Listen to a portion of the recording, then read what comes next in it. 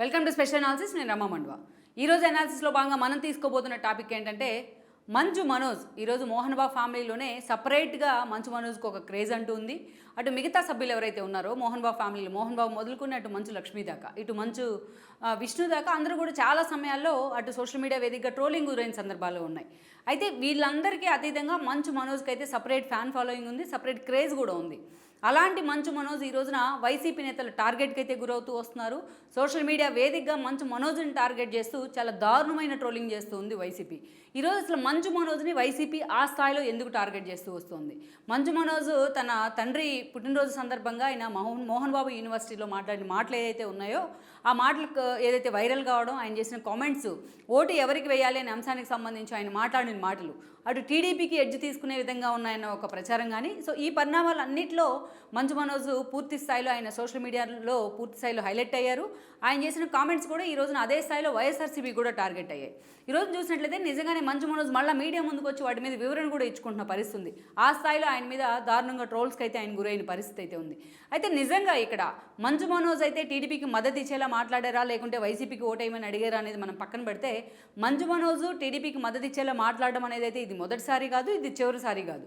ఒకవైపు ఆయన మ్యారేజ్ చేసుకున్న అఖిలప్రియ సోదరు ఎవరైతే ఉందో భూమా మౌనిక రెడ్డి, ఆవిడ ఆల్రెడీ వాళ్ళు టీడీపీతోనే అసోసియేట్ అయి ఉన్నారు. అలాంటి ఆవిడ భర్తగా కూడా మంచు మనోజ్ అటు టీడీపీతో సంబంధాలు కూడా కొనసాగిస్తూ వస్తున్నారు. అలాంటి మంచు మనోజ్ ఈ రోజున టీడీపీకి మద్దతు ఇచ్చే విధంగా ఆయన చేసిన కామెంట్స్ మాత్రం ఈరోజు వైఎస్ఆర్సీపీని అయితే పూర్తి స్థాయిలో ఒక డిఫెన్స్లో పడేశాయి. అందుకే ఈరోజు మంచు మనోజ్ ఎప్పుడు కూడా గతంలో ఎప్పుడు ఆయన టార్గెట్ చేయని విధంగా, గతంలో ఎప్పుడు సోషల్ మీడియాలో ఆయన ట్రోల్ చేయని విధంగా ఈరోజు వైఎస్ఆర్సీపీ ఆయన టార్గెట్ చేసే ప్రయత్నం చేయడం కానీ, ఆయన మీడియా ముందుకు వచ్చి మరోసారి తన కామెంట్స్ మీద వివరణించుకునే ప్రయత్నం కానీ జరిగింది. అసలు ఒకసారి ఈ పరిణామాలకు కారణం ఏంటో మనం చెప్పుకోవాలంటే గతంలో జరిగిన రాజకీయ పరిణామాలు కూడా మనం ఒకసారి గుర్తు చేసుకోవాలి. ముఖ్యంగా మనం చూస్తే భూమా నాగిరెడ్డి ఫ్యామిలీ నుంచి శోభా నాగిరెడ్డి దంపతులు వాళ్ళిద్దరికీ కూడా ఒక స్పెషల్ క్రేజ్ అంటూ ఉంది రాయలసీమ రాజకీయాల్లో, ప్రత్యేకించి కర్నూలు జిల్లా రాజకీయాల్లో. ఆయన కొన్ని ఏదైతే తన మీద ఉన్న ఫ్యాక్షనిస్ట్ ముద్రను జరిపేసుకునేందుకు అటు రాజకీయాల్లో కూడా ఆయన అసోసియేట్ అయ్యారు. ఈ క్రమంలోనే ఆ దంపతులు ఇద్దరు కూడా టీడీపీ నుంచి అసోసియేట్ అవ్వడం కానీ, టీడీపీ నుంచి పలు పదవులు తర్వాత వాళ్ళు పీఆర్పీలోకి ఎంట్రీ ఇచ్చే ప్రయత్నం చేశారు. ఈవెన్ పీఆర్పీలో కూడా వాళ్ళకంటూ ఒక స్పెషల్గా సోలో ఇమేజ్ అయితే తమకంటూ ఒక క్రేజ్ అయితే క్రియేట్ చేసుకున్నారు. ఆ తర్వాత రోజుల్లో వాళ్ళిద్దరూ కూడా పీఆర్పీని కాంగ్రెస్లో విలీనం చేసిన పరిస్థితుల్లో జగన్మోహన్ రెడ్డి పార్టీ వెంట నడవడం జరిగింది. ఈ క్రమంలోనే జగన్మోహన్ రెడ్డి ఎప్పుడైతే అక్రమాస్తుల కేసుల్లో ఆయన జైలుకి వెళ్ళి ఉన్నారో అప్పుడు విజయమ్మ గౌరవాధ్యక్షులు అయి ఉన్నారు. విజయమ్మ గౌరవాధ్యక్షులు అయిన తర్వాత పూర్తి స్థాయిలో ఆ రోజున ఆ పార్టీకి విజయమ్మకి పూర్తి స్థాయిలో సహకరిస్తూ కూడా శోభా నాగిరెడ్డి తనకంటూ ఒక ఇండివిజువల్ ఇమేజ్ అయితే క్రియేట్ చేసుకున్నారు. విజయమ్మకి తల్లో నాలుగుగా మెసులుకుంటూ వచ్చారు. అనేక కీలక కార్యక్రమాలు విజయమ్మతో చేదోడు వాదోడుగా ఉంటూ వచ్చారు. అలాంటి శోభా నాగిరెడ్డి 2014 ఎన్నికల ముందు ప్రచార సమయంలో భాగంగా ఆమె ఆలగడ్డలో యాక్సిడెంట్కి గురయ్యి ఆ యాక్సిడెంట్లో దుర్మరణం పాలయ్యారు. ఆ టిక్ని అఖిలకి ఇవ్వడం కానీ, ఆ తర్వాత అఖిల అక్కడి నుంచి ఎమ్మెల్యేగా గెలవడం, నంద్యాల నుంచి భూమా నాగిరెడ్డి గెలవడం మనకు తెలిసింది. తర్వాత ఎప్పుడైతే జగన్మోహన్ రెడ్డి టీడీపీ ప్రభుత్వాన్ని పడగొడతానంటూ సవాల్ చేసిన క్రమంలో భూమా నాగిరెడ్డి తన కూతురుతో సహా వచ్చి టీడీపీలో చేరే ప్రయత్నం చేశారు. అయితే ఆయనకు మంత్రి పదవి వంటి జరుగుతున్న ప్రచారంలో కొద్ది రోజులకి ఆయన హార్ట్ స్ట్రోక్తో మరణించడం జరిగింది. ఆయన కూతురు అఖిలప్రియకు ఆ రోజున మంత్రి పదవి దక్కింది. ఆ తర్వాత నుంచి కూడా ఇక మొన్నటి ఎన్నికల్లో అయితే నంద్యాల ఎన్నికలను కూడా ఆమె ఫేస్ చేసింది సింగిల్ హ్యాండెడ్గా. తన అన్నయ్య బ్రహ్మానందరెడ్డిని కూడా నంద్యాల ఉప ఎన్నికల్లో గెలిపించుకున్న పరిస్థితి ఉంది తాను మంత్రిగా ఉన్న సమయంలో.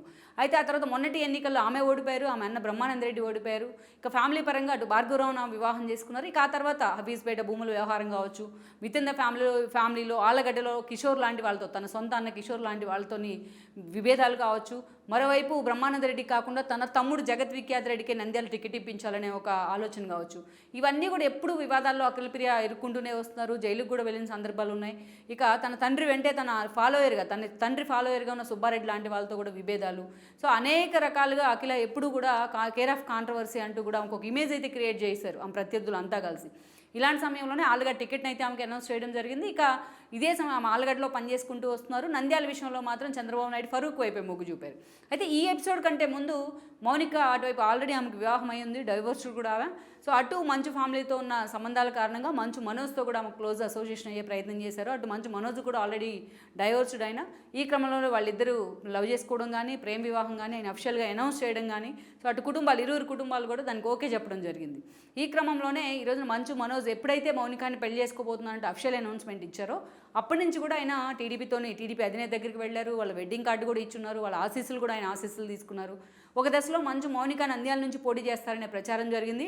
నంద్యాలకు ఏదైతే మంచు మౌనికకి టికెట్ ఇవ్వకున్నా ఆమె రూపంలో భర్త అయిన మంచు మనోజ్కి నంద్యాల టికెట్ ఇస్తారనే ప్రచారం కూడా జరిగింది.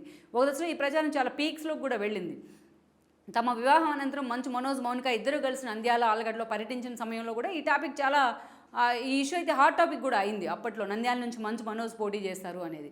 అటు లోకేష్తోని ఇటు చంద్రబాబు నాయుడుతోని ఉన్న సత్సంబంధాల కారణంగా మంచు మనోజ్కి ఈజీగానే టీడీపీ నుంచి టికెట్ లభించే అవకాశం ఉంది అన్న ప్రచారం అయితే సుదీర్ఘంగా జరిగింది. తన పొలిటికల్ ఎంట్రీకి సంబంధించి కూడా మంచు మనోజ్ చాలాసార్లు ఆశావహంగానే మాట్లాడుతూ వచ్చారు. అయితే ఆ స్థాయిలో మాత్రం తర్వాత ఆ ప్రయత్నాలు అయితే వర్కౌట్ కాలేదని అనుకోవాలి. ఇక అటు జనసేన నేతలతో కూడా పవన్ కళ్యాణ్తో కూడా మంచు మనోజ్కి సత్సంబంధాలే ఉన్నాయి. అలా తనకంటూ ఒక ఇండివిజువల్ క్రేజ్ అయితే ఉంది. ఇటీవలే అలాంటి మనోజ్ మీడియాతో మాట్లాడే క్రమంలో తన తండ్రి పుట్టినరోజును పురస్కరించుకొని మోహన్ బాబు యూనివర్సిటీలో అక్కడ ఒక మీటింగ్ కూడా ఏర్పాటు చేసుకున్నారు, ఆత్మీయ సమ్మేళనం తరహాలో. అక్కడ మాట్లాడే క్రమంలో ఎవరు మనల్ని మంచిగా పరిపాలించారో గతంలో వాళ్ళని ఎన్నుకునే ప్రయత్నం చేయండి అంటూ కూడా ఇండైరెక్ట్గా ఆయన మాట్లాడిన మాటలు చంద్రబాబు నాయుడిని సీఎం చేయండి అన్నట్టుగా ఉండడం కానీ అవి సోషల్ మీడియాలో భారీ ఎత్తున ట్రోల్ కావడం కానీ జరిగింది. ఒకవైపు చూసినట్లయితే అటు వెరోనికాని పెళ్లి చేసుకోవడం ద్వారా, జగన్మోహన్ రెడ్డిని చెల్లిని పెళ్లి చేసుకోవడం ద్వారా అటు మంచు మనోజ్ అన్న అయిన విష్ణు ఈరోజు జగన్మోహన్ రెడ్డి దగ్గర బంధువు అయి ఉన్నారు. మా ఎన్నికల సమయంలో కూడా ఏదైతే ప్రకాష్ రాజ్ను ఓడించి విష్ణు లాంటి వాళ్ళని అక్కడ అభ్యర్థిగా నిలబెట్టుకోవడం, గెలిపించుకోవడంలో జగన్మోహన్ రెడ్డి వెనుకున్నారనేది అందరికీ తెలిసిన అంశమే. ఇప్పటికీ వాళ్ళతో సత్సంబంధాలు విష్ణుకి అయితే బాగానే ఉన్నాయి. అయితే మోహన్ బాబును మాత్రం గత ఎన్నికలకు ముందు ప్రచారాన్ని ఉపయోగించుకొని ఆయన తర్వాత పక్కన పెట్టారనే ఆరోపణలు మాత్రం వచ్చాయి.